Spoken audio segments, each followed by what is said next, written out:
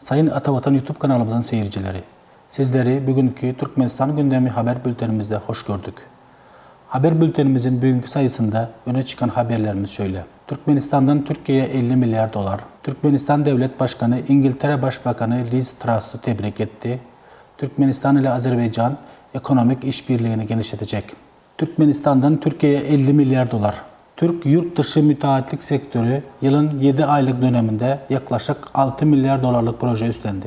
Türk basında yer alan habere göre Türk müteahhitlik sektörü 1972'den bu yılın Temmuz ayının sonuna kadar 131 ülkede 459 milyar dolar değerinde 11.293 proje üstlendi.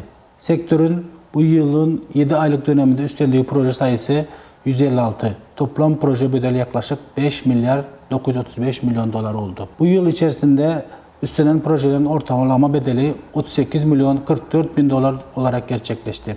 Müteahhitlik firmalarınca 1972 yılından bugüne kadar yurt dışında üstlenen projelerin ülkelere göre dağılımında Rusya %20 ile ilk sırada yer alırken ülkede bugüne kadar 95.4 milyar dolarlık proje üstlendi. Rusya %10'luk payla Türkmenistan takip etti. Bu ülkede üstlenen proje tutarı 50 milyar dolara yaklaştı. Bugüne kadar en çok proje üstlenilen sektörlerin dağılımında konut ve rezidans projeleri ilk sırada yer aldı. Konut projelerini karayolları, tünel ve köprüler, enerji, ticaret merkezi ve havalimanı projeleri takip etti. Türkmenistan Devlet Başkanı İngiltere Başbakanı Liz Truss'u tebrik etti. Türkmenistan Devlet Başkanı Serdar Berdimuhamedov, Büyük Britanya ve Kuzey İrlanda Birleşik Krallığı'nın başbakanlığı görevine seçilen bayan Liz Truss'u tebrik etti.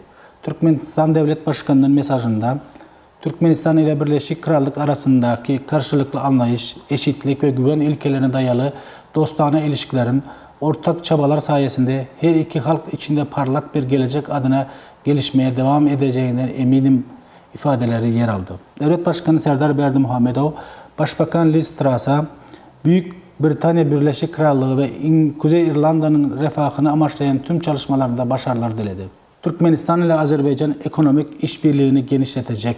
Azerbaycan Ekonomi Bakanlığı'nda Türkmenistan-Azerbaycan Ortak Hükümetler Arası Komisyonu'nun eş başkanı Ekonomi Bakanı Mikhail Cabbarov ile Türkmenistan'ın Bakü Büyükelçisi Kurban Mehmet İlyasov arasında bir toplantı gerçekleştirildi.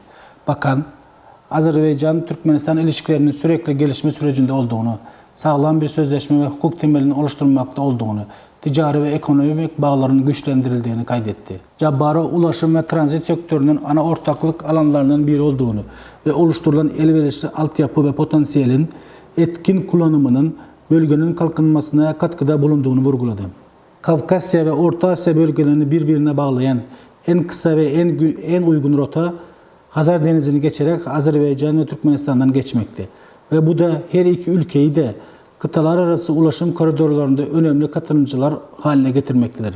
Toplantıda enerji, yatırım, ortaklığı, ticaret ve iletişim gibi kilit alanlarda dahil olmak üzere iki ülke arasındaki işbirliği konuları hakkında bilgi verildi. Taraflar ayrıca Hükümetler Arası Ortak Komisyonun bir sonraki toplantısının yapılması ve ekonomik alanda karşılıklı çıkarları ilgilendiren diğer konular hakkında görüş alışverişinde bulundu. Sayın Atavatan YouTube kanalımızın seyircileri, bu ve buna benzer haberlerimizi atavatanturkmenistan.com haber sitemizden takip edebilirsiniz.